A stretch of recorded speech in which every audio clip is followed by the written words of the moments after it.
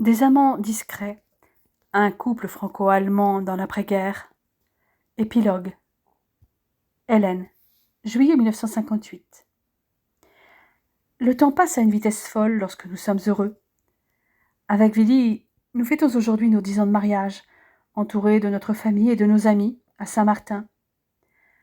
Albertine est toujours parmi nous, mais elle n'est plus aussi alerte. Elle aura moins eu la joie de voir naître les petits-enfants de son grand amour, mort depuis bien longtemps. Notre aîné, Bruno, a maintenant 8 ans. C'est le meilleur élève de ma classe de CE2. Albertine prétend qu'il est le portrait de son arrière-grand-père dont il porte le prénom. Il est très protecteur avec ses sœurs Martha, 6 ans, qui ressemble comme 2 gouttes d'eau à sa grand-mère paternelle, et Marlène, 3 ans, qui est, paraît-il, mon sosie. Nous avons fini par déménager, en restant dans le même quartier à la fin de l'été 1952, grâce à maître Boutin, qui nous a trouvé un superbe appartement rue de Cloix, tout proche du square Léon Serpollet où les enfants vont souvent jouer. Mon Willy est toujours aussi beau, mon tendre Willy, sans lequel je ne saurais vivre. Depuis 4 ans, il a obtenu la nationalité française, sans pour autant perdre sa nationalité allemande. Nous avons d'ailleurs gardé des liens avec l'Allemagne, où nous nous rendons chaque année dans la famille de Willy ou celle de Paula. Bien qu'il ait beaucoup aimé enseigner sa langue natale dans un lycée privé pendant plusieurs années, il a postulé pour enseigner dans un lycée public, un an après être devenu français. Il est devenu à cette époque professeur d'allemand au lycée Condorcet, un lycée de garçons qui accueille aussi des filles dans ses classes préparatoires aux grandes écoles depuis 1924. Mon Willy enseigne donc dans 2 classes d'Hippocagne qui accueillent une majorité de garçons et quelques rares filles, en plus de ses classes de second cycle, de la seconde à la terminale. Est-il utile de dire qu'il fait une unanimité auprès de ses élèves avec ses méthodes pédagogiques? Il a obtenu son doctorat en 1956 avec une thèse axée sur la traductologie et en particulier sur la stylistique comparée entre le français et l'allemand, et une autre comparant les valeurs modales, temporelles et aspectuelles des verbes en français et en allemand. Depuis 2 ans, il donne des cours à la Sorbonne, mais a gardé ses heures de cours en Hippocagne au lycée Condorcet. Nous échangeons souvent sur sa façon d'envisager l'enseignement des langues en général et de la sienne en particulier. J'ai été sa première élève, mais je n'oublie pas que j'avais une motivation particulière. Le prétexte avait été de pouvoir converser avec ma belle-sœur Paola, mais la vérité est que je voulais partager quelque chose d'intime avec celui dont j'étais déjà éperdument amoureuse. Cette intimité intellectuelle, émotionnelle, a précédé notre intimité physique. Nous avons voulu que nos enfants soient bilingues dès leur plus jeune âge. Bruno et Martha passent aisément du français à l'allemand. Marlène mélange encore parfois les 2 langues, mais tous les 3 se sentent à l'aise dans les 2 pays et les 2 cultures. Et c'est merveilleux de voir tous les cousins babiller dans une langue ou l'autre. Gabriel et Olga, les enfants de mon frère, sont aussi bilingues. En revanche, les jumeaux de Hermann et Erna ont encore des difficultés avec le français, mais ils progressent d'après ce que j'ai constaté à leur arrivée hier avec leurs parents. Ils ont 1 an de plus que Marlène. Ils ont encore le temps.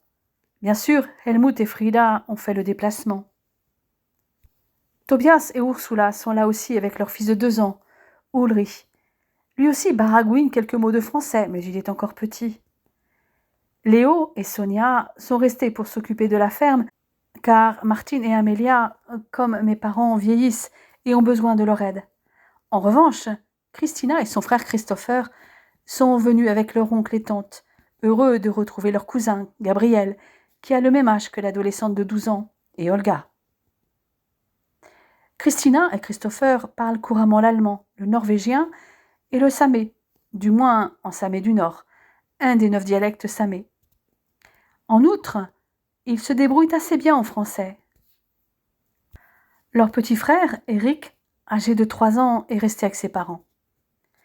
Si on ajoute Brigitte et Patrick, les enfants de Karl et Rose, respectivement 5 ans et 2 ans, que nos enfants considèrent comme leurs cousins, cela fait une belle tablée d'enfants franco-allemands. Les Lippmann sont aussi venus. Pierre a convolé avec Yvette en 1954 et leur fille Catherine est née 3 ans plus tard. Lily, elle aussi, a convolé avec Victor Boutin, le notaire. Lorsqu'elle nous avait annoncé avoir rencontré quelqu'un, nous ne nous attendions pas à lui. Bien sûr, nous savions que sa femme avait demandé le divorce, qui a été prononcé en 1953. Mais nous étions loin d'imaginer que Lily et lui tombent amoureux. Ils se sont mariés en 1954, année chargée pour les Littmann, et Lily a malheureusement fait 2 fausses couches avant d'être de nouveau enceinte cette année, et elle devrait accoucher en novembre. Les Boutins sont venus avec Daniel, le fils du premier mariage de Victor, 8 ans, qui vit le plus souvent avec sa mère. Le garçon s'entend bien avec Bruno, ce qui facilite les relations parfois compliquées entre Daniel et son père. Solange et son cousin Roger sont là aussi. Même si nous nous voyons moins souvent, je suis restée proche de Solange, qui est finalement retournée vivre à Rouen, où elle enseigne dans une classe de CE1 et s'est mariée en 1954 avec un collègue instituteur, dont elle a une fille de 3 ans, Patricia. Roger, à notre grande surprise, a épousé en 1953 Lucie Follet, qui est revenue revivre à Saint-Martin, où elle exerce toujours comme couturière et seconde sa mère vieillissante à la mercerie. Maman d'un petit garçon de 3 ans nommé Jean, elle semble épanouie, tout comme Roger, qui a mis bien du temps à surmonter le traumatisme des camps. Même ma cousine Simone a fini par trouver chaussure à son pied et a épousé en 1952 un veuf de Saint-Saëns, avec lequel elle a eu un fils qui a aujourd'hui 4 ans. Ma tante Elisabeth est toujours aussi coincée, mais elle s'est un peu adoucie depuis qu'elle est grand-mère. Bref, tout ce joli monde est avec nous pour célébrer nos 10 années de bonheur, ce 18 juillet. Les tables sont installées sur la pelouse à l'extérieur, car le temps est au beau, je dirais même très beau. Dans cette joyeuse ambiance, Villy et moi, les vedettes du jour, sommes sollicités de toutes parts pour des photos. Et en fin de repas, Gabriel et Christina ont ressorti mon vieux phono pour nous faire danser. Nous nous plions volontiers à l'exercice, même si nous le faisons moins souvent qu'avant, car avec les enfants, les sorties parisiennes que nous nous autorisions autrefois dans les cabarets et boîtes à la mode de la capitale sont moins fréquentes. Nos sorties sont devenues familiales. Après quelques démonstrations de rock sur des titres de Bill Haley, Chuck Berry, Little Richard, Buddy Holly ou encore Elvis Presley, nous dansons quelques slows langoureux sur des chansons d'Aznavour, Piaf, Bing Crosby ou des Platters. Willy me serre contre lui sur Only You. Je t'aime, Herzchen, comme au premier jour et même plus, me susurre-t-il à l'oreille. Tu es magnifique dans cette robe, comme toujours. Comment fais-tu pour rester aussi belle? C'est l'amour qui me rend belle, à tes yeux. Et peut-être bien aussi la robe, me moquai-je. Cependant, cette robe n'a rien d'extraordinaire. Une robe comme on en voit beaucoup depuis quelques années. Une robe d'été à bretelles cintrée à la taille avec une jupe évasée. Elle s'adapte parfaitement à ma silhouette frêle à l'opposé des formes voluptueuses mises en avant dans les films hollywoodiens. En outre, je me maquille peu et je préfère les tenues élégantes mais simples. Et depuis quelque temps, mes cheveux sont un peu plus courts, à la hauteur de la mâchoire ou au maximum, juste au-dessus des épaules. Comme ils ondulent naturellement, je ne passe pas beaucoup de temps à me coiffer, sauf en certaines occasions où je les noue en chignon haut ou bas. Tu n'es pas qu'à mes yeux. Je vois bien le regard des autres quand tu es avec moi. Même mes étudiants ont le béguin pour toi. Mon regard plonge instantanément dans les irrésistibles yeux bleus qui m'observent, un brin moqueur, mais j'y perçois aussi tout son amour. J'ai envie de me fondre en lui. Que devrais-je dire de tes étudiantes, dis-je en riant. Quand elles te regardent, on dirait qu'elles vont te dévorer. D'ailleurs, je ne sais pas si c'est un effet de mon esprit, mais de plus en plus de filles choisissent l'allemand comme langue vivante, même en option, rien que pour suivre les cours du beau professeur Lorenz. Et pour être beau, il l'est.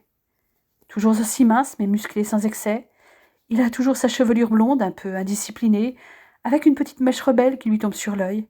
Son nez droit et fin, sa mâchoire ciselée, ses lèvres pleines, et surtout ses yeux océans. La maturité lui va bien, et le rend encore plus séduisant si c'est possible. S'y ajoute sa voix grave, chaude, qui me fait toujours frissonner et qui participe énormément à son charisme sur ses auditoires. Mais il y a une chose à laquelle moi seule ai accès, et qui est souvent masquée par son après-rasage et son eau de toilette. C'est l'odeur de sa peau, lorsque je me blottis contre lui, quand mes lèvres l'effleurent. partout. Serais-tu jalouse se demande-t-il, me sortant de mes pensées érotiques. J'avoue, tu es souvent entourée de jolies jeunes filles. Toi, avec mes CE2, tu ne risques pas grand-chose. Toi non plus, tu n'as rien à craindre. Je n'aime que toi et je n'ai envie que de toi. Et encore tout de suite. Impossible de le contredire, car je m'en rends compte toute seule. La manifestation de son désir est évidente, et ce désir ne s'émousse pas avec les années. Il n'a aucun besoin d'artifice ou de recette pour stimuler sa libido. Moi non plus d'ailleurs. Tu attendras ce soir quand nous serons rien que nous deux, mon amour. De toute façon, nous n'avons pas le choix. C'est notre anniversaire de mariage et tout le monde nous a en ligne de mire. Impossible de nous échapper pour l'instant. Pour me consoler, je me dis que nous allons avoir du temps pour nous, puisque nous partons en vacances dès demain. Une quinzaine de jours au bord du lac de Constance, où nous avons nos habitudes, et où les Neumann vont nous rejoindre pendant quelques jours. Une petite semaine en Bavière, à Oberstdorf, et ensuite direction la Côte d'Azur pour la première fois. Toute une expédition avec nos 3 enfants. Heureusement que nous avons troqué notre vieille 4 chevaux contre une 403, quand Marlène a pointé le bout de son nez. Nous avons investi aussi depuis longtemps dans une tente maréchale familiale et les équipements nécessaires. Matelas pneumatiques, duvet, vaisselle et popote en alu, réchaud, glacière et j'en passe. Et il faut que tout rentre dans la voiture, valise ou sac à dos compris. Bref, c'est une question d'organisation. La soirée est bien avancée. Albertine est déjà partie se coucher. J'aide ma mère, Paula et Rose à faire la vaisselle. Tu sais qui j'ai croisé la semaine dernière, me demande ma mère. Non, maman, mais je ne vais pas tarder à le savoir, car tu vas me le dire. Je souris béatement car Willy vient juste d'entrer dans la cuisine, et après avoir déposé les plats vides sur la table, il se collait à mon dos pour m'embrasser dans le cou. Maman, qui nous tourne le dos en train de laver la vaisselle, poursuit sur sa lancée. Le lieutenant Fischer, ce jeune officier qui faisait partie du premier groupe à avoir séjourné ici. Celui avec lequel tu discutais souvent, tu te souviens? Oui, bien sûr, réponds-je tout en essuyant la vaisselle, à l'instar de Paola et de Rose. Et alors? Il m'a demandé des nouvelles des personnes qu'il avait connues. Je lui ai donc dit que tu étais devenue institutrice, que tu étais mariée avec 3 beaux enfants et que tu vivais à Paris. J'imagine qu'il voulait aussi des nouvelles de Lucie. Ma mère avoue qu'il l'a faite à demi-mot, car il n'était pas seul. Il a présenté la jeune femme qui l'accompagnait comme son épouse, et il avait un petit garçon d'environ 3 ans et une fillette qui pouvait avoir 1 an. Ce qui est bizarre, c'est que le père Bayer, qui m'a vu lui parler, m'a dit l'avoir déjà revu il y a 7 ans. Il était seul à l'époque et maigre comme un clou. Le cafetier lui avait donc dit que Lucie habitait Rouen, pensant que c'était pour elle qu'il était venu. Mais la seule vraie question qu'il avait posée te concernait. Il lui a donc dit que tu étais mariée avec un enfant à l'époque. Je ne comprends pas pourquoi le lieutenant Fischer a fait comme s'il n'était pas au courant de ton mariage. Tu as raison, c'est étrange. Willy, toujours contre moi, a resserré son étreinte. J'ai perçu son rythme cardiaque s'emballer. Il est anxieux. Ce type a eu un faible pour toi autrefois, n'est-ce pas? Je ne vais pas le nier, mais je lui avais vite fait comprendre que je n'étais pas intéressée. Je détestais les Boches. Il s'est lassé et est allé voir ailleurs. L'allemand de Lucie Follet, c'était lui, chérie. Je n'ai commencé à discuter avec lui que pendant les vacances de Noël 1940, quand j'ai appris qu'il était originaire de Bavière, parce que je voulais en savoir plus sur l'endroit où se trouvait mon frère. Ensuite, nous avons discuté littérature. En réalité, je l'ai assez peu vu. Nous ne croisions nos locataires qu'au dîner en général. J'étais à la ferme uniquement pendant les vacances d'été, celles de Noël et de Pâques. S'il est revenu, c'est qu'il espérait sans doute que tu sois libre. Eh bien, je ne le suis pas, annonçai-je d'un ton ferme. Et je ne suis pas plus intéressée qu'en 40. Il n'y a qu'un seul homme dans ma vie. Toi. Willy, août 1970. Nous avons fêté nos 20 ans de mariage il y a déjà 2 ans. 20 années de bonheur avec Malena. Mais ça a aussi été la dernière fête à laquelle a participé Albertine, qui nous a quittés la même année en octobre, juste après ses 94 ans. Depuis bientôt 3 ans, nous ne sommes plus parisiens, et ça ne me manque pas. Il a fallu l'ouverture de l'université de Rouen en 1966 pour que nous retrouvions la Normandie. J'y enseigne à la faculté de lettres à Mont-Saint-Aignan et j'assure également des cours en Hippocagne au lycée Jeanne d'Arc que Malena a fréquenté et où Marlène, à 15 ans, va rentrer en première avec un an d'avance. Martha vient de passer son bac au lycée Corneille avant de poursuivre ses études en médecine. Bruno a commencé des études de droit sur le campus de Mont-Saint-Aignan. Et Christian, notre petit dernier, 12 ans, vient de terminer sa dernière année à l'école primaire où enseigne sa mère. Notre maison est à 3 minutes à pied de l'école, dans une petite impasse du quartier Jouvenet, un quartier tranquille de Rouen, et avec un petit jardin.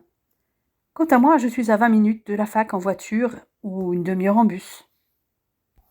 Je dois dire que notre petit quatrième n'était pas prévu au programme, mais il a été le bienvenu. Un souvenir vivant de nos 10 ans de mariage, puisqu'il est venu au monde au début avril 1959. La méthode Ogino avait pourtant bien marché jusque-là. Mais ce jour anniversaire, notre impétuosité a pris le dessus. Même après l'arrivée de Christian, nous n'avions le choix qu'entre le préservatif et la méthode Ogino. Même si des méthodes contraceptives efficaces existaient, elles étaient malheureusement interdites en France.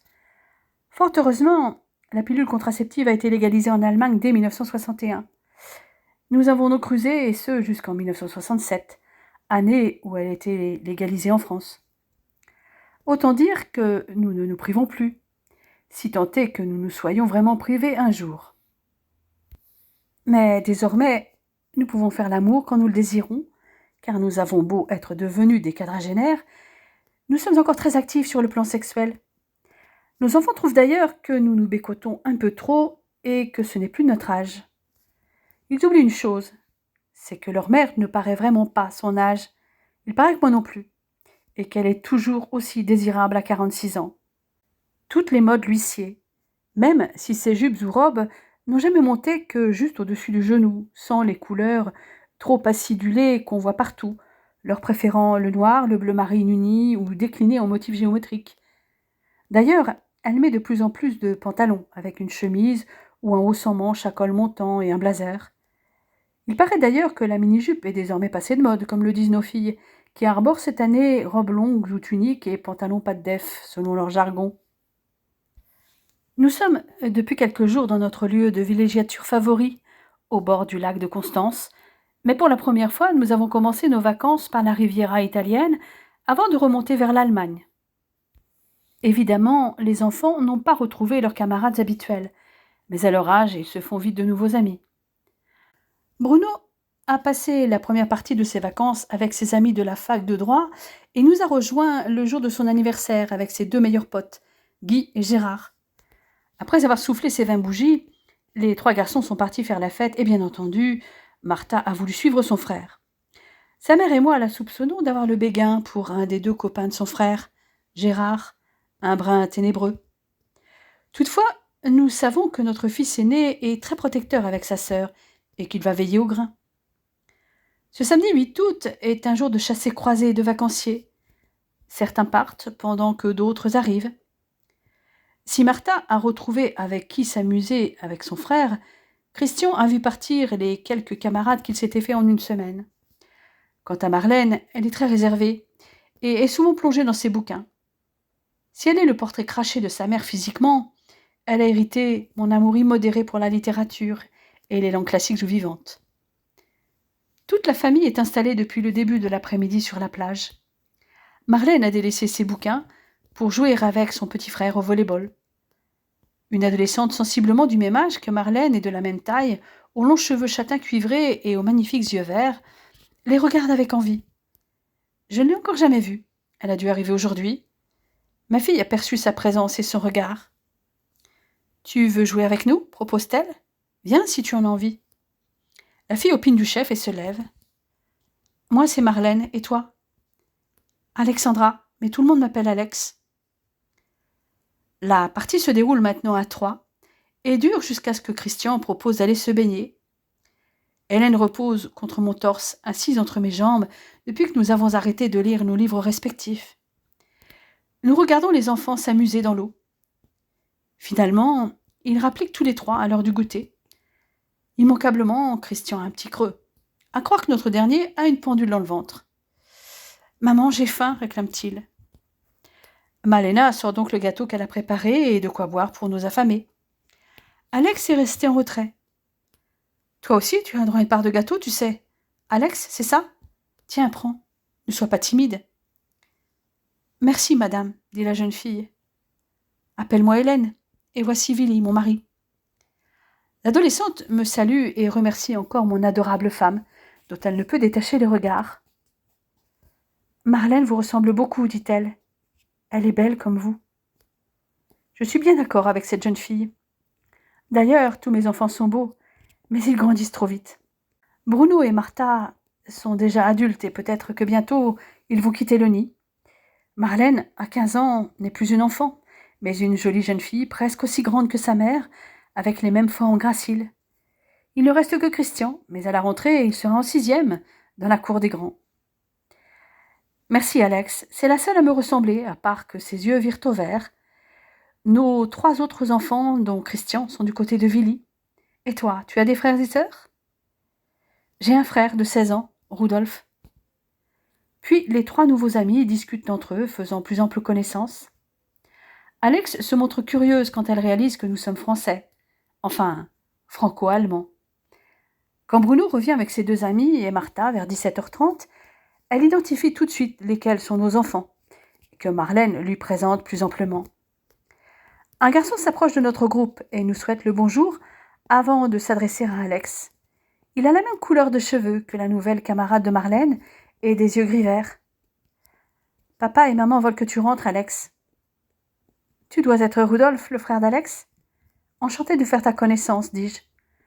Je m'appelle Willy Lorenz et voici ma femme Hélène. » Je lui présente toute la famille rapidement, ainsi que Guy et Gérard, qui ne parlent pas allemand, avant de dire au revoir aux 2 adolescents.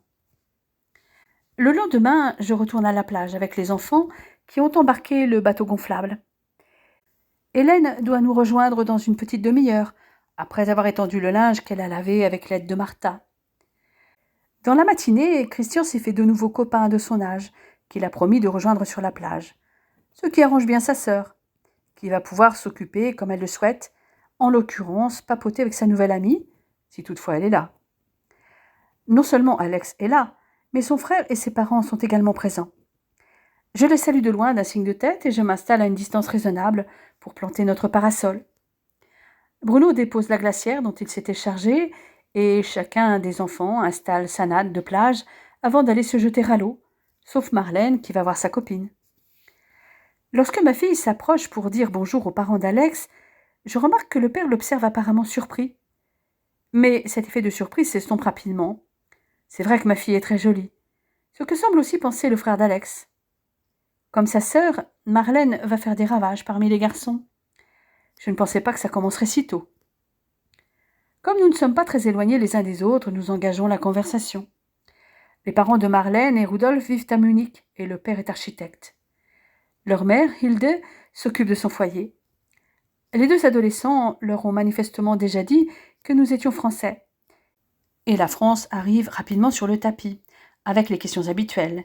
De quelle région venons-nous? Quel est mon métier? Nous avons habité Paris pendant 16 ans.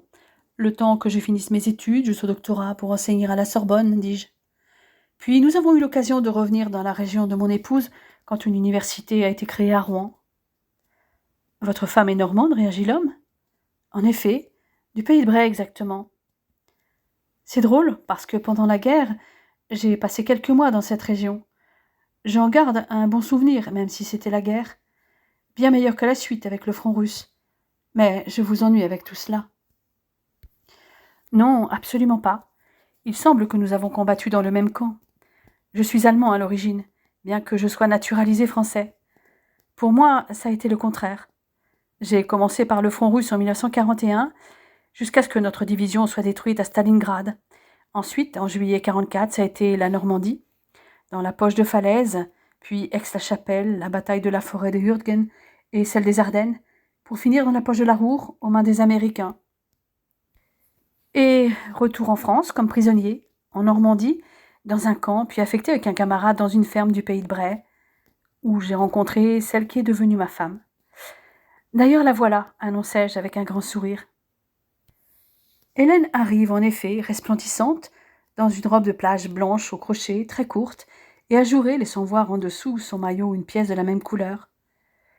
Mon interlocuteur semble sans voix, mais je pressens que ce n'est pas parce qu'il est frappé par la beauté de Malena. Il y a autre chose. Il a blêmi comme s'il avait vu un fantôme. Hélène le considère étonné, sans doute par la réaction de l'homme. La femme de ce dernier se demande aussi ce qu'il se passe. Puis il semble enfin reprendre ses esprits. « Mademoiselle de Zanetz, Hélène, c'est bien vous ?» prononce-t-il en allemand, avec une émotion non masquée. Je sens une bouffée d'angoisse monter en moi. Cet homme connaît ma femme sous son nom de jeune fille.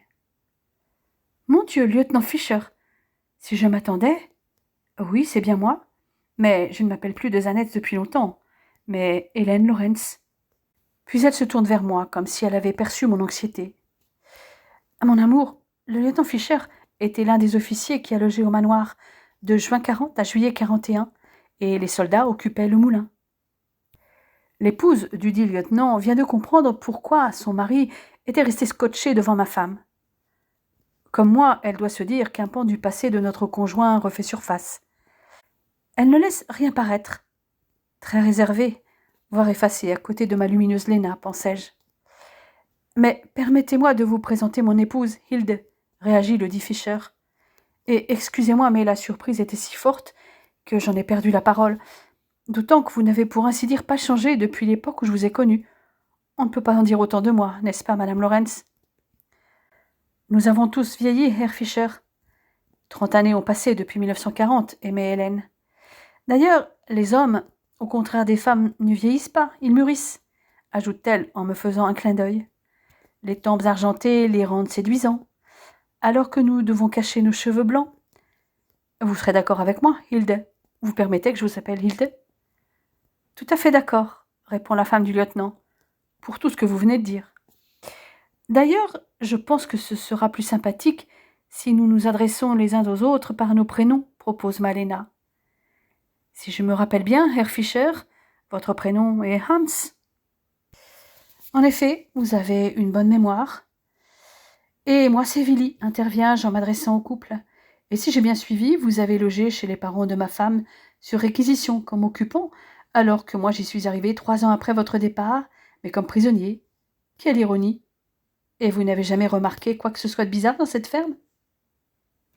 Non. Les parents et la grand-mère d'Hélène se montraient corrects.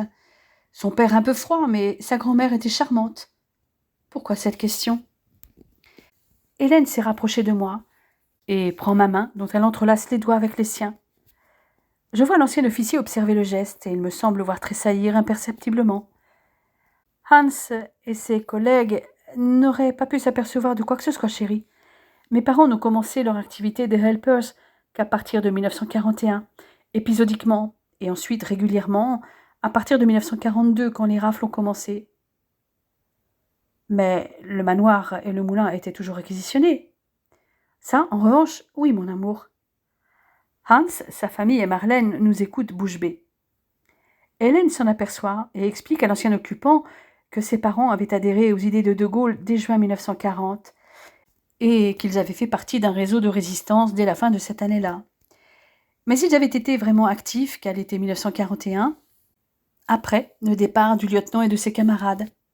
Les 2 officiers qui les avaient remplacés ne revenaient que le soir pour dormir et prenaient tout leur repas au château du village avec les autres gradés.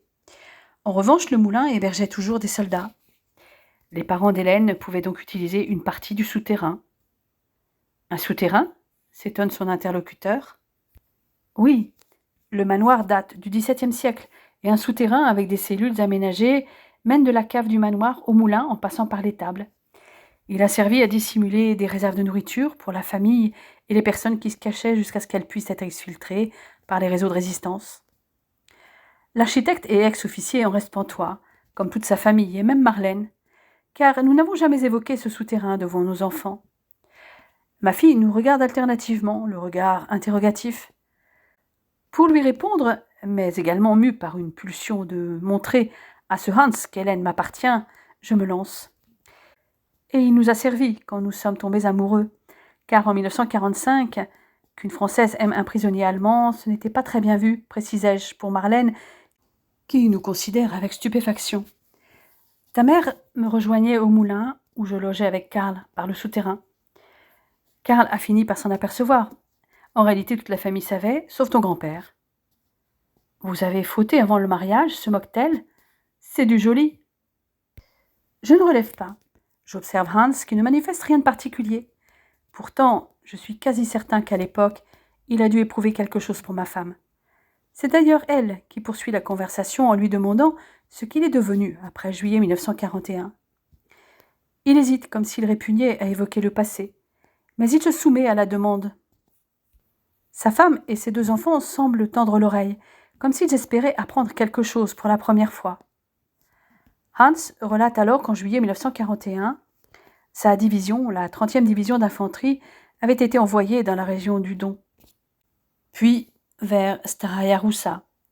Cela avait marqué le début de l'attaque sur les hauteurs de Valdai, et à partir de septembre avaient eu lieu les combats de position au nord de Demiansk. Pendant l'hiver 41-42, sa division avait été encerclée dans le secteur nord-est de la poche de Demiansk, où avec ses hommes, il s'était défendu jusqu'en mars 1943. Après l'évacuation du chaudron, la division avait été déployée pour défendre Staraja Russa. Au début de l'offensive hivernale russe en janvier 1944, entre Leningrad et le lac Ladoga, ils avaient dû se replier à l'est d'Ostrov et d'Opochka, et plus tard, au sud d'Obskov. De juillet à octobre 1944, les combats de retraite s'étaient poursuivis jusqu'en Baltique. Lui et ses hommes avaient participé aux différentes batailles de Courlande jusqu'au début avril 1945.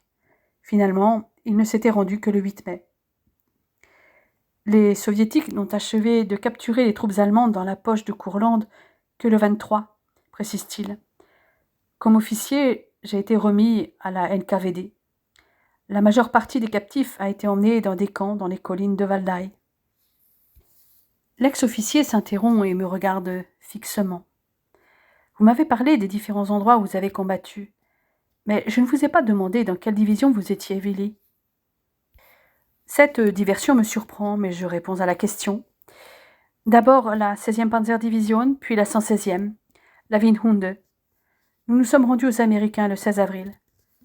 J'imagine que même s'ils ne nous ont pas aménagés dans les camps du Rhin, ça a dû être pire pour vous avec les Russes. Hans explique qu'en général, les prisonniers étaient emmenés vers des camps de transfert sur la ligne de front et de là, transportés vers les camps en territoire russe. Mais la plupart des prisonniers étaient restés dans les camps de première ligne, souvent constitués uniquement de huttes de fortune. Jusqu'à ce que nous arrivions au camp, la ration quotidienne était d'environ 1 litre de soupe liquide et 300 grammes de paracis. Les jours où on nous ordonnait de couper du bois pour la cuisine de campagne russe, on nous donnait du thé chaud pour le dîner. J'ai connu ce genre de situation à Remagen, et nous n'avions aucun abri. Nous avions creusé des trous, et nous nous protégions de la pluie avec une bâche, quand nous avions la chance d'en avoir une. Mais excusez-moi, je vous ai interrompu, continuez. Comme prisonniers de guerre, nous étions considérés par l'URSS non seulement comme une source de main-d'œuvre, mais aussi une ressource destinée à être utilisée dans l'économie du pays. C'était déjà le cas pendant la guerre, ça l'a été encore plus dans l'après-guerre. Les prisonniers étaient essentiellement utilisés pour l'exploitation forestière, l'extraction des minéraux, par exemple l'uranium, le charbon, le minerai de fer, en particulier dans les mines du bassin du Don. Ils ont aussi construit des usines, des voies ferrées, dans les zones reculées et difficiles d'accès, des ports, des ponts et des barrages. Et il y avait aussi la restauration et la construction de maisons et d'immeubles. Molotov, le ministre des Affaires étrangères, avait d'ailleurs un jour déclaré que pas un seul prisonnier allemand ne retournerait chez lui avant que Stalingrad ne soit reconstruite. Les 3 adolescents et Hilde sont aussi attentifs que moi et Hélène. Manifestement, la famille de Hans ne l'a jamais entendu parler de cette période, ou pas autant. L'attitude des soviétiques envers les prisonniers venus des autres pays de l'Axe était plus souple qu'à l'égard des prisonniers allemands. Ils avaient certains privilèges et pouvaient même travailler en cuisine. C'est pourquoi de nombreux Allemands ont tenté de dissimuler leur véritable identité. En ce qui me concerne, la situation était loin d'être comparable à de l'esclavage. La journée de travail ne dépassait pas 8 heures et j'étais payée. Rien de mirobolant, évidemment. Ceux qui allaient au-delà de leur quota recevaient un bonus qui pouvait être placé sur un compte bancaire. Par exemple, les anciens soldats étaient payés 7 roubles par mois, les anciens officiers supérieurs de 10 à 30 roubles. Mais c'était peu, car un pot de lait coûtait 2 roubles et une paire de bonnes chaussures plus de 150 roubles. C'était donc une lutte constante pour survivre. Ce n'était finalement pas très différent de ce que nous avions vécu à l'Ouest, me dis-je. J'ai vraiment eu une chance inouïe de tomber chez les deux Annettes à l'époque. Nous l'avons toujours su, Karl et moi. Cependant, mes conditions étaient meilleures que celles de deux soldats sans compétences spécifiques, car comme j'étais architecte, comme d'autres spécialistes qualifiés, j'ai été sélectionné par les soviétiques pour effectuer des tâches complexes. Ils avaient besoin d'ingénieurs, notamment électriciens, d'architectes, de docteurs en sciences physiques et mathématiques ou sciences techniques. Nous vivions dans les villes, à proximité des industries ou des installations dans lesquelles nous œuvrions, avec des salaires dont la moitié en Deutschmark. Cependant, nous pouvions être conduits dans un camp si notre travail ne satisfaisait pas les autorités. Hans continue à raconter son parcours, comme si des vannes s'étaient ouvertes depuis qu'Hélène lui avait posé sa question. Les anciens soldats qui étaient dans les camps ou dans les bataillons de travail vivaient dans des conditions plus précaires. Elles étaient terribles pour ceux qui accomplissaient des tâches de manœuvre et travaillaient 16 heures par jour, dimanche et jours fériés compris. Ces prisonniers ne rentraient au camp qu'à 9 ou 10 heures du soir, souvent à minuit, recevaient de la soupe et s'endormaient, et le lendemain, à 5 heures du matin, ils retournaient au travail. Le problème de la faim était au-dessus de tout le reste. La faim détruisait les gens, les rendait corrompus et les transformait en animaux. Voler à ses propres camarades était devenu courant. Les taux de mortalité étaient élevés parmi les Allemands dans les camps de travail. Finalement, si les Américains nous ont affamés à Remagen, ils ne nous ont pas tués au travail, me dit ma voix intérieure. Je ne sais pas si vous êtes au courant, mais les Américains ont choisi de remettre plusieurs centaines de milliers de prisonniers allemands à l'Union soviétique en mai 1945, comme geste d'amitié, entre guillemets, précise Hans Fischer. Les forces américaines ont notamment refusé la capitulation des troupes allemandes en Saxe et en Bohême, et à la place les ont remises aux Russes. Hélène et moi nous regardons effarés.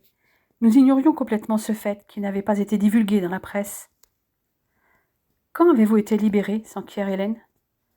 En mars 1951, répond l'ex-officier.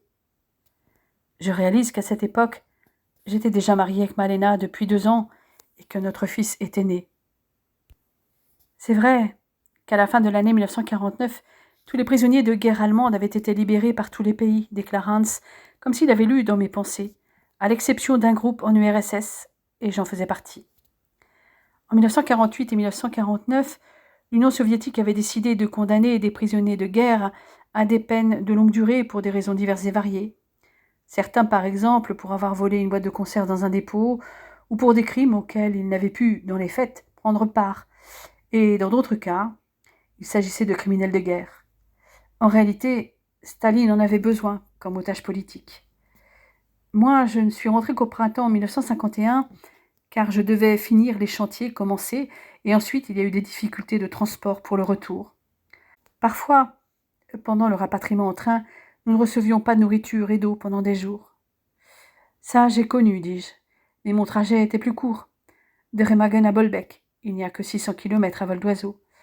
Je n'ai pas de mal à imaginer la durée du voyage dans l'immense territoire soviétique. En effet, ça a duré une éternité. Le premier endroit où je suis arrivée en Allemagne était le camp de relocalisation soviétique de Francfort-sur-Oder, où j'ai passé 3 jours avant d'être envoyée vers la Bavière. Il m'a bien fallu 6 mois ensuite pour me remettre. Il avoue que c'est la première fois qu'il en parle devant ses enfants. Il avait préféré enfouir ce passé douloureux dans sa mémoire. Il avait 23 ans quand la guerre avait commencé et elle lui avait volé 12 années de sa vie. Moi, la guerre m'a certes privé de 7 années de liberté et de mouvement, entre combat et statut de prisonnier, mais sur ces années, j'ai vécu les 3 dernières presque sur un petit nuage, car 1945 m'avait apporté l'amour, celui de tout le restant de ma vie. Les ados se sont levés pour aller se baigner et rejoindre le groupe de jeunes adultes formé par Martha, Bruno et ses amis. J'irais bien me baigner aussi, me chuchote Hélène, en ôtant sa mini-robe au crochet. Tu m'accompagnes, mon amour? Elle se lève et me tend la main. Impossible de manquer le regard de Hans, qui détaille sa silhouette svelte et parfaite dans son maillot blanc, une pièce avec des découpes sur le côté qui met en valeur le bronzage acquis en Italie. La lueur que je perçois dans le regard de cet homme m'inquiète. Mais je me lève pour suivre Malena qui m'entraîne en courant vers l'eau. Une fois immergée, elle m'enlace comme elle le fait souvent, mais remarque tout de suite mes sourcils froncés. Mon amour, je te sens crispé et aussi très chafouin. Pas la peine de parler. Tu es jaloux, ça se voit. C'est Hans? Il éprouve toujours quelque chose pour toi, j'en suis quasi certain. Eh bien, grand bien lui fasse. Tu sais très bien qu'il n'y a qu'un seul homme dans ma vie. Toi. Elle se serre un peu plus contre moi et entr'ouvre mes lèvres pour un langoureux baiser avant de plonger son regard ambré dans le mien. En réalité, j'ai 3 hommes dans ma vie. Toi, Bruno et Christian. Comme toi, tu as 3 femmes. Ma femme sait toujours trouver les mots pour me réconforter, et je me décontracte à son contact. Elle est toujours à mon écoute, m'encourage sans cesse et me soutient inconditionnellement en toutes circonstances. Nous avons traversé tant de choses ensemble, et chaque épreuve nous a rendus plus forts. Nous avons une confiance inébranlable l'un dans l'autre. Hélène a raison. Rien ni personne ne viendra se mettre entre nous. Jusqu'à la fin du séjour, nous discutons souvent avec le couple Fischer, prenant quelquefois un verre ensemble en terrasse à Haguenau. Hélène est toujours pimpante à côté d'Hilde, toujours en sombre, ce qui la fait paraître plus âgée que ses 49 ans, pendant que Malena en paraît tout au plus 35, dans sa simple robe blanche à manches courtes, ou sa robe orange à emmanchures américaines, ou encore en chemisier et pantalon blanc. Elle ne dévoile son corps parfait que sur la plage, comme dans son bikini noir. Hans a quelquefois le regard nostalgique lorsqu'il la regarde, ce qui me confirme l'attirance qu'il a eue pour elle autrefois et qu'il a encore. Mais il reste toujours correct. J'ai trouvé un sujet de conversation commun avec lui, le même qu'Hélène avait eu avec lui, puis avec moi, la littérature. Et j'avoue que nos débats sont passionnants. Hélène, de son côté, a conquis Hilde, avec laquelle elle papote volontiers. C'est ainsi qu'elle a appris que le couple s'est marié en 1954. Leurs 2 familles se connaissaient de longue date, il s'agissait d'un mariage arrangé. Rudolf est né en 1955 et Alexandra en 1957. Hilde a même avoué que s'il y a beaucoup d'affection et de respect entre eux, il n'y a jamais eu ni la passion, ni les démonstrations de tendresse constante qu'elle constate entre Hélène et moi. Nos enfants sont devenus proches. Marlène et Alex s'entendent bien, et Rudolf est en permanence avec elle, bien qu'il apprécie la compagnie de Bruno et ses copains. Mais il est plus jeune et ne peut les suivre dans certaines activités. Les 3 adolescents s'efforcent d'être le plus souvent possible avec les plus grands. J'ai remarqué que Rudolf s'installe systématiquement à côté de Marlène et que son but n'est pas seulement de laisser les 2 copines l'une à côté de l'autre. Il veut être proche de ma fille. En tout cas, nos enfants étant bien occupés, moi et Hélène en profitons souvent pour nous accorder une sieste câline après les repas. Rien ne change entre nous. Le désir est aussi intense et le restera tant que nos capacités physiques le permettront. Et pour l'instant, elles sont intactes. Le destin nous a mis sur la même route un jour de juillet 1945. Ce jour-là, j'ai rencontré le grand amour, mon âme sœur, et ce pour la vie. Hélène est entrée dans ma vie à un moment où je n'attendais plus rien. Depuis ce jour-là, nous nous comprenons d'un regard, nous éprouvons les mêmes émotions. Pourtant, nous sommes différents et complémentaires. L'alchimie est intense entre nous. Nous ne l'expliquons pas, nous la vivons, et surtout, nous nous aimons. Hélène, 3 juin 1978. C'est l'effervescence à Saint-Martin. Aujourd'hui a lieu le mariage de Bruno, mais aussi celui de Marlène. Mon père nous a quittés en 1976, tout comme les parents de Paola. Helmut et Frida tiennent le coup, et bien qu'octogénaires, ils ont fait le voyage amené par Hermann et Erna. Les jumeaux de ces derniers, Günther et Gisela, mariés et parents, sont également là. Parmi les Bavarois, outre les Fischer et leurs proches, les Schuster sont présents. Tobias et Ursula, avec leur fils de 24 ans, Ulrich, encore célibataire. Léo et Sonia, avec leurs 3 enfants, accompagnés de leurs conjoints et de leur progéniture. Avec la cousine Suzanne, son fils et son mari, les amis comme les Beutel, les Buisson, Solange et sa famille, ainsi que les Littmann, qui tous sont des membres de notre famille, avec leurs descendants, c'est environ 80 personnes qui participent à cette double noce. Heureusement, depuis quelques années, André a ajouté à son métier d'agriculteur-éleveur celui d'hôte en ouvrant un gîte. Et oui, mon frère ne met pas tous ses œufs dans le même panier et diversifie ses activités.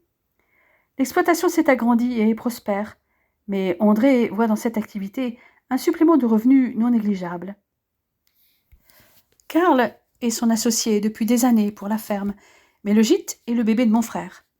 D'ailleurs, les Schuster ont aussi misé sur le tourisme en faisant construire un hôtel près de leur ferme, car les sports d'hiver ont pris un essor considérable à Oberstdorf depuis quelques années.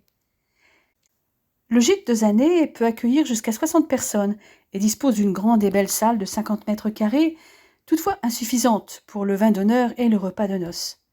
Nous avons donc dû réserver la salle des fêtes de la commune. En revanche, tout le monde peut être hébergé entre le manoir, le moulin et le gîte. Moi et Hilde avons bien à faire avec la préparation des mariés, mais nous y prenons un plaisir immense, tout comme ma mère et Martha, qui est témoin de Bruno, avec son cousin Gabriel, alors qu'Olga et Christian sont ceux de Marlène.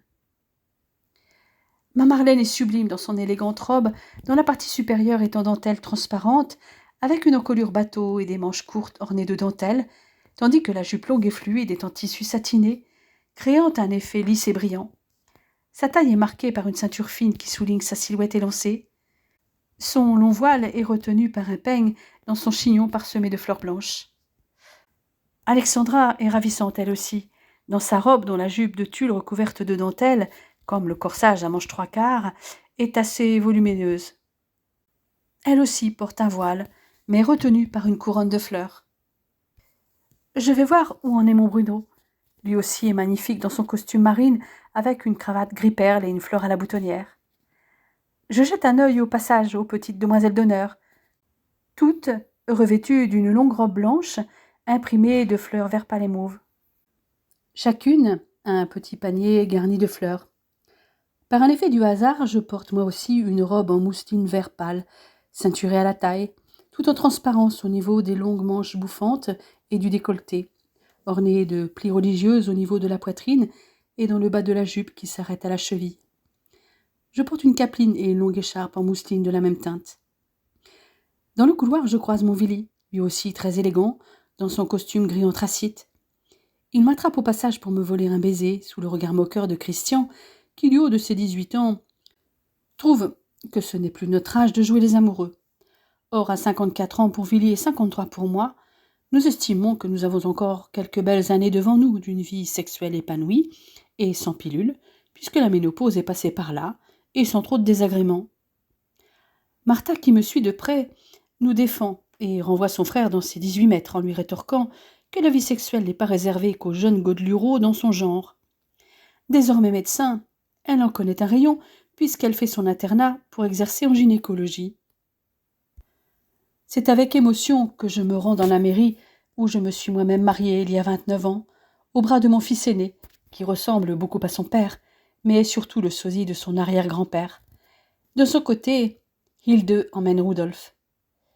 Qui aurait cru que les deux amies, qui s'étaient rencontrées en 1970, se marieraient chacune avec le grand frère de l'autre? Autant il est apparu très tôt que Rudolf et Marlène étaient attirés l'un par l'autre, autant le rapprochement entre Bruno et Alexandra nous semblait improbable. Willy et moi avions remarqué dès le début l'intérêt que Rudolf portait à notre fille. Quand elle était quelque part, il n'était jamais loin. Il n'en avait pas fallu plus pour qu'il insiste auprès de ses parents pour aller skier à Oberstdorf au lieu de Garmisch-Partenkirchen quand il avait appris que nous allions y passer les vacances de Noël.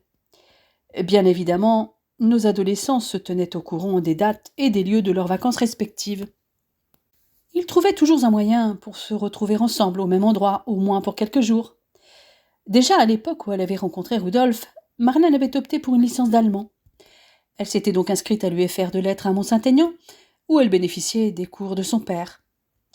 Son objectif était d'intégrer l'ESIT en section traduction, rattachée à l'université de Paris-Dauphine, afin d'obtenir un master de traduction éditoriale, économique et technique, qui lui permettrait d'exercer en France comme à l'étranger. Marlène a toujours une idée précise de ce qu'elle veut. Son master en poche en 1975, elle n'avait plus eu qu'à trouver un poste proche de l'endroit où vivait son amoureux, Rudolf, qui avait suivi les traces de son père et était devenu architecte. Et, toujours obstinée, elle avait déniché le poste qui lui convient chez un éditeur allemand dont le siège est à Munich et qui possède une succursale à Francfort. Pendant 6 années, les amoureux ne se voyaient que pendant les vacances et les week-ends prolongés. Ils auraient pu se lasser, soit de l'éloignement, soit l'un de l'autre. Mais ça n'a pas été le cas. Et aujourd'hui, Marlène épouse son prince charmant allemand avant de repartir dans le pays de l'élu de son cœur où elle travaille déjà depuis près d'1 an. En ce qui concerne Bruno, il s'était surtout consacré à ses études de droit pour devenir en 1973 avocat spécialisé en droit des affaires. Il avait fréquenté beaucoup de filles, mais ses relations ne duraient jamais très longtemps, sauf une qui avait duré environ 3 mois après qu'il avait terminé sa formation au Centre régional de formation professionnelle d'avocats. Il avait rencontré cette jeune fille, assistante juridique, à l'occasion d'un stage facultatif qu'il avait tout de même voulu effectuer dans un cabinet d'avocats parisien. Le retour de Bruno à Rouen avait sonné la fin de cette idylle. Il s'était inscrit au barreau de Rouen et avait fait la connaissance d'une jeune assistante sociale croisée au palais de justice, une charmante brunette aux yeux verts. Nous pensions qu'il avait trouvé la bonne personne, tant il paraissait bien s'entendre. Tout avait l'air d'aller pour le mieux. Ils étaient même partis ensemble en vacances pendant l'été 1974 au bord du lac de Constance. Mais au retour, Bruno nous avait annoncé leur rupture. Nous n'avions pas demandé d'explication. Notre fils était un adulte et semblait s'être bien remis de sa récente rupture. Il avait trouvé un poste dans un cabinet de Rouen. Néanmoins, il nous avait accompagnés à Oberstdorf après que nous avions passé Noël à Saint-Martin. Il était beaucoup plus souvent avec Martha, Alexandra et Christian, car Marlène passait la quasi-totalité de son temps à roucouler avec Rudolf. Ces vacances lui avaient apparemment fait du bien. Le grand air, le ski, la famille sont en général bénéfiques. C'est ce que j'avais pensé alors. Il avait repris le chemin de son cabinet, avait trouvé un appartement de Rouen où il s'était installé, pas très loin de celui de Martha, dans le quartier Saint-Gervais. Il avait désormais sa vie, même s'il venait nous voir régulièrement. Il ne négligeait jamais les retrouvailles familiales.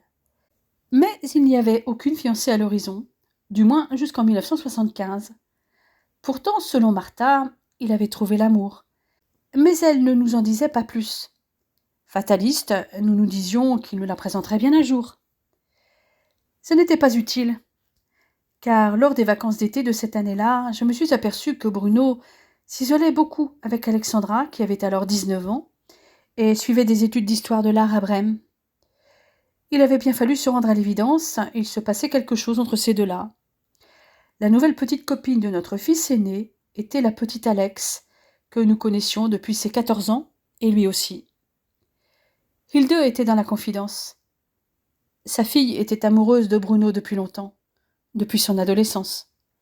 Notre fils nous avait par la suite avoué avoir aussi été attiré par elle, mais avait préféré éviter une trop grande proximité avec elle. Elle n'avait que 14 ans et lui 20. Mais cette attirance physique s'était muée au fil du temps en quelque chose de plus profond, mais que Bruno n'était pas encore prêt à assumer. Alexandra, de son côté, était résolue à le conquérir coûte que coûte. Lors de ce fameux été 1974, elle s'était glissée un matin dans la tente qu'occupaient mon fils et sa petite amie, alors que cette dernière était partie faire son footing. Elle s'était allongée près de Bruno et s'était collée à lui pour l'embrasser. Les rôles du comte de Perrault étaient inversés. Ce n'était pas le prince qui réveillait sa belle. Et une fois passée la surprise de voir Alexandra, le prince s'était laissé faire, rendant à sa belle son baiser avec fougue. Les choses n'étaient pas allées plus loin que des baisers et des caresses ce jour-là, et la joggeuse n'en avait rien su. Mais cet incident avait été la cause de la rupture du couple. Bruno n'avait revu Alexandra qu'au moment des fêtes de fin d'année en Bavière, et c'est là qu'ils avaient sauté le pas. Ensuite, il se rendait régulièrement en Allemagne dès qu'il en avait la possibilité, rejoindre sa dulcinée à Brême. Mais quelque chose le rongeait. Il y avait 6 années de différence entre eux, ce qui n'est pourtant pas énorme. C'est pourtant ce qui avait incité mon fils à vouloir mettre un terme à leur relation au début juillet 1976. Il avait vu ces 6 années comme un obstacle, lorsqu'il avait rejoint Alex un week-end et qu'il avait vu les garçons qu'elle côtoyait au quotidien, des garçons de son âge à elle. Il s'était senti en décalage, c'est du moins ainsi qu'il nous avait expliqué sa motivation. Alexandra avait eu beaucoup de mal à accepter la décision de Bruno et sa raison. Hilde m'en avait parlé au téléphone. Mais que pouvions-nous faire, moi et Willy? Impensable d'interférer dans leur histoire. La seule chose que nous pouvions faire, comme les parents d'Alex, était d'être à l'écoute de notre enfant respectif. Cet été 1976, Bruno n'était pas venu au bord du lac de Constance où il savait qu'Alexandra serait. Mais je n'ignorais pas qu'au fond de lui, il n'était pas heureux. Alexandra ne l'était pas non plus. Il n'était pas non plus allé en Bavière pour les fêtes de fin d'année. Aucun d'entre nous n'y était allé d'ailleurs, car mon père était gravement malade et nous savions que c'était une question de jours ou de semaines avant qu'il nous quitte, ce qui avait été le cas le 12 janvier. Cependant, il avait écrit à Alexandra pour la nouvelle année, et elle lui avait répondu. Finalement, mon Bruno avait craqué, il ne parvenait pas à considérer Alexandra seulement comme une amie. Il l'avait rejoint le week-end de Pâques 1977. Envolé, les craintes liées à leurs différents âges, à la distance. L'élu de son cœur avait retrouvé la joie de vivre d'après Hilde, et mon fils aussi. Lors de l'été, nous avions retrouvé les Fischer et cette fois, les deux amoureux ne se lâchaient plus. Alexandra venait d'obtenir son Bachelor of Arts et envisageait très sérieusement de venir s'installer avec Bruno en France. Nous avions désormais 2 couples de tourtereaux. C'est lors de ces vacances qu'ils avaient décrété de se marier le même jour et en France, car la famille des Fischer était plus restreinte que la nôtre. Les larmes me viennent aux yeux lorsque je vois Marlène arriver au bras de mon Willy. Ils sont si beaux tous les deux. Je suis fière de notre famille. Nous avons fait de splendides enfants. Lorsque les 2 couples sont devant le maire avec leurs témoins, je retrouve mon mari qui cherche aussitôt ma main. Mais pour sortir, nous sommes séparés, pour respecter la tradition. Willy prend le bras de Hilde et moi celui de Hans. Je suis consciente du regard de mon mari sur le couple que nous formons pour quelques instants. Bien que les Fischer figurent parmi nos amis et que nous nous tutoyons depuis longtemps, Willy n'a pas la même proximité avec Hans que moi avec Hilde. Il y a toujours une rivalité latente entre les 2 hommes. De la part de Hans, qui, selon Willy, a toujours des sentiments pour moi et aimerait beaucoup être à sa place, et de la part de mon mari, car il a peur de me perdre. Ce qui ne risque pas d'arriver. Et Hans l'a très bien compris. Il est cependant ravi de m'avoir à son bras pour une fois. « Tu es toujours aussi belle, me souffle-t-il pendant que nous suivons le cortège. Les années n'ont aucune prise sur toi. C'est très flatteur, mais bientôt je serai rattrapée. Nos enfants vont s'en charger en faisant de nous des grands-parents. Nous aurons au moins quelque chose en commun, murmure-t-il. Notre sang à tous les 2 coulera dans leurs veines. Il faudra t'en contenter, répliquai-je. Comme je me suis contentée du livre que tu m'as dédicacé et offert il y a 37 ans. Il m'a accompagnée pendant toute la guerre, et pendant ma détention par les Russes. Je connais un certain nombre des fables par cœur. Et le voilà parti à me citer ses fables de La Fontaine préférées, telles L'amour et la folie, Éloge de l'amour, Les amours de Psyché, Éloge de la volupté, Le lion amoureux ou Les 2 pigeons. Willy a raison, l'ex-officier a toujours un faible pour moi. En outre, mon mari a bien remarqué que s'il avait salué Lucie, il l'avait ensuite soigneusement évité, ce qui était réciproque de la part de l'épouse de Roger. Je pense d'ailleurs que Hilde n'est absolument pas au courant que son mari a eu une relation avec la couturière, ce qu'il m'avait en revanche confirmé. C'était une liaison par dépit, m'avait-il déclaré. Comme ton mariage, pensais-je en moi-même. Pauvre Hilde. Je me demande alors ce qui se serait passé si j'avais repoussé Willy à l'époque. Question idiote, car les choses sont ce qu'elles sont. Toutefois, il me plaît de penser que mon Willy ne m'aurait pas remplacé par une femme pour laquelle il n'aurait rien éprouvé. C'est avec soulagement que je retrouve mon époux adoré. Lui aussi a le cœur plus léger et m'enlace dans ses bras, le seul endroit où je me sens heureuse. Durant le vin d'honneur et le repas, nous ne sommes guère loin l'un de l'autre. Nous nous rejoignons dès que possible sous l'œil moqueur de notre Benjamin, que Pierre Littmann réprimande gentiment en lui disant qu'il comprendra lorsqu'il sera amoureux à son tour. Tes parents s'aiment follement, comme à leur début. Je ne peux que les comparer à un couple de cygnes. Ils en ont la beauté et ne tombent amoureux qu'une fois dans leur vie. Si l'un meurt, son compagnon se laisse mourir de chagrin. Il choisit de ne plus se nourrir et dépérit ainsi en l'espace de plusieurs mois. Je souris en l'entendant nous comparer à ces magnifiques oiseaux. Villy aussi a entendu. Pierre a raison, me susurre-t-il. Le cygne est depuis l'Antiquité le symbole de l'amour et de la fidélité. Il est d'ailleurs associé à Aphrodite, déesse de l'amour et de la beauté et de la fertilité. Son souffle chaud dans mon cou me fait frissonner. Nous ne sommes pas les nouveaux mariés, mais comme eux, nous nous éclipsons dès que possible pour nous retrouver seuls dans notre chambre. Les bras autour de son cou, je me perds dans son regard ensorcelant. Avec délicatesse, il enlève les épingles de mon chignon, fait courir ses doigts sur mon visage, mon cou, et dégrafe ma robe. Enfiévré, je lui ôte sa chemise et mes mains effleurent longuement son torse. Nos lèvres s'unissent en un long et ardent baiser. Il est mon homme, et nous sommes unis pour la vie. Nous basculons sur le lit où nous restons un moment dans la contemplation l'un de l'autre.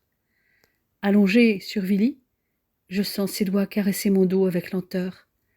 Mais il me renverse et se place au-dessus de moi. Nous haletons, consumés par le désir que nous éprouvons toujours l'un pour l'autre. Nous avons la nuit devant nous, et encore quelques belles années.